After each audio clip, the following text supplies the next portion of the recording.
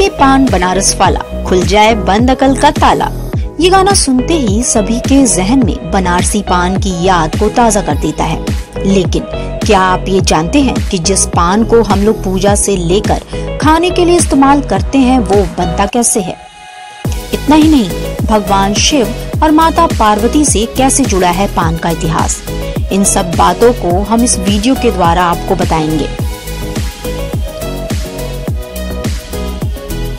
कुछ चीजों को हम ईश्वर या प्रकृति का उपहार मानते हैं और उनकी अनेकों उपयोगिता के लिए शुक्रगुजार होते हैं।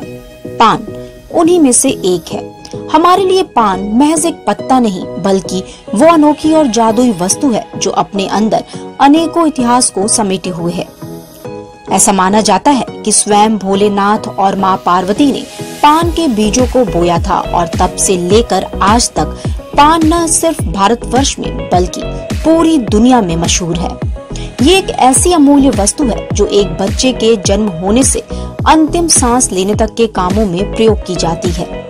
भारत में शायद ही कोई ऐसा व्यक्ति होगा जिसने अपने पूरे जीवन में एक बार भी पान का सेवन न किया हो। पानों की इस दुनिया का सरताज है बनारसी पान, या ये कहना गलत नहीं होगा कि पान का पर्याय है बनारसी पान।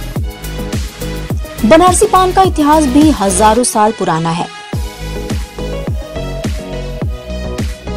बनारस में पान भारत के कई कोनों से आता है, जैसे बिहार, बंगाल, यूपी, उड़ीसा।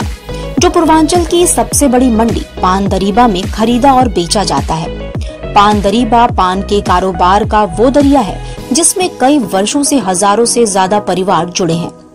पान दरीबा बनारस में श्री बरई सभा काशी के नाम से एक पंजीकृत संगठन है जिसकी स्थापना 1952 में हुई थी। यहाँ हर महीने लगभग 90 करोड़ के पत्तों का कारोबार होता है।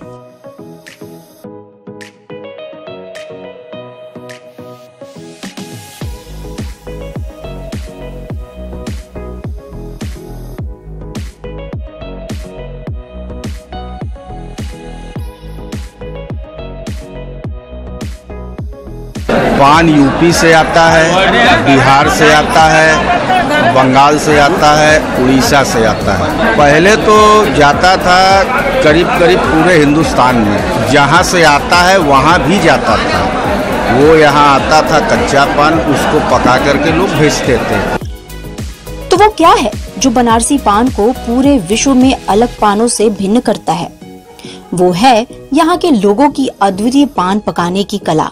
जगह जगह से जब पान दरीबा में आते हैं तो पान के कारोबारी इन कच्चे पान को अपने अपने घरों में ले जाते हैं।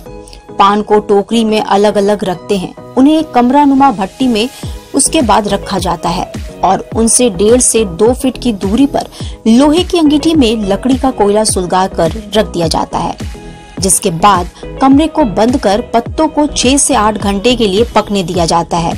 ये सिलसिला लगभग 3 से 4 या फिर 15-15 दिन तक भी चलती है, जब तक कि पान हरे से सफेद न हो जाए। जब पान सफेद हो जाते हैं तब उसे वापस मंडी में लाकर बेचा जाता है, जिससे वे लोगों तक पहुंच सके। 15 दिन लग जाता है एक बार इसको तैयार करने में। 15 दिन लग जाता है। 4-5 बार भट्ठी पड़ता है, चूल्हा पड़ता है, जाता है उसमें, उसको फिर निकालते हैं, फिर पलटते हैं। मतलब इसी तरह से सफ़ेद होते जाता है, फिर निकल के बिकता है। जैसे जैसे सफ़ेद होगा वैसे वैसे निकाल के बेचते हैं। अब उसमें सड़ता भी है, पान सड़ता भी है, तो उसको कुछ फेंकाता है।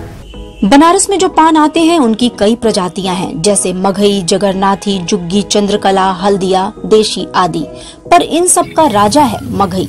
पानों को खरीदने के बाद बारी आती है पान लगाने की, जिसमें सुरती, सुपारी, कत्था, गुलकंद आदि शामिल हैं और इस तरह बन जाते हैं लजीज और मुंह में पानी ला देने वाले बनारसी पान, जो अब तैयार है हमारे मुंह का स्वाद बढ़ाने के लिए।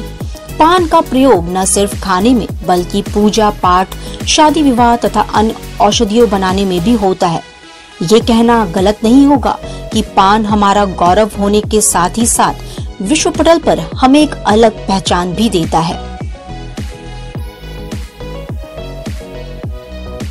वाराणसी से राजेश अग्रवी के साथ सौम्या चौरसिया की रिपोर्ट।